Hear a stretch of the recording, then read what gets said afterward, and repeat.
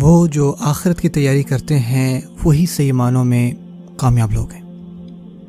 لیکن اس کا مطلب یہ بھی نہیں ہے کہ ہم اپنی اس دنیا کو چھوڑ کر رکھتے ہیں۔ ہم اس دنیا میں بھی اچھی چیز چاہتے ہیں، اچھا کھانا، اچھے کپڑے اور بہت ساری چیزیں ہیں جو ہم چاہتے ہیں۔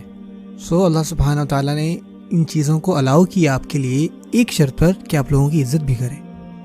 البتہ کہ بعض اوقات آپ کی کسی نان مسلم سے کوئی بات ہوتی ہے، وہ جو جن سے ہم مذہب میں اختلاف رکھتے ہیں، جب ہم کچھ خریدیں یا جب کچھ بیچیں یا کچھ کھانا لیں، یا مثال کے طور پر اگر ہم کسی سے گاڑی خریدتے ہیں یا کچھ بھی، اگر دوسری طرف کوئی نان مسلم ہے اور وہ ہم سے خرید رہے ہیں تو کیا ہوا، ہم چیزیں خریدتے بھی ہیں، بیچتے بھی ہیں، کیونکہ میں نے بھی اس دنیا میں رہنا ہے نا، میں نے بھی اپنی چیزیں پوری کرنی ہیں۔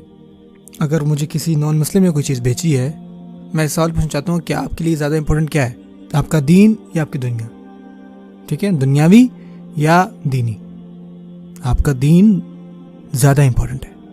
اگر آپ کسی کو برداشت کریں یا کسی کی عزت کریں اور یا کسی کو اکنالج کریں اس ضرورت کی وجہ سے جو آپ کو ہے آپ کی دنیا کے لیے، تو آپ کو نہیں لگتا کہ دین کے حوالے سے بھی آپ کو ان کو اتنی ہی رسپیکٹ دینی چاہیے؟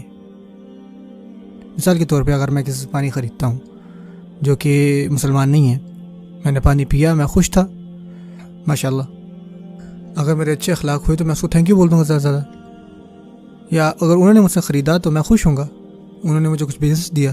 لیکن واللہ ہمارے پاس ایک ایسا بھی پروڈکٹ ہے جو پانی سے کئی درجے اچھا ہے، آپ کا دین۔ مجھے اس کو اچھے سے پیش کر، مجھے لوگوں کے سامنے اس کو اچھے سے پیش کرنا ہے،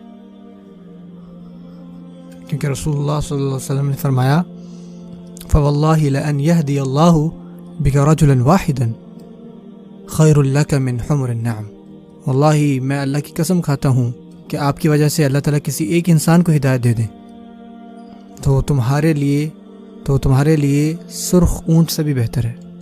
اور اس وقت سرخ اونٹ بیسٹ تھا کنوینس کے لیے۔ جب آپ لوگوں سے باتیں کریں تو پولائٹ طریقے سے بات کریں، اسپیشلی نان مسلمس کے ساتھ۔ کیوں؟ اگر ان کو آپ کی وجہ سے ہدایت ملتی ہے، آپ کے رویے کی وجہ سے، تو اس دنیاوی لحاظ سے وہ آپ کے لیے سب سے بہتر ہے دنیا جو آپ کو دے سکتی تھی۔ اچھا رویہ رکھیں، اچھے اخلاق رکھیں۔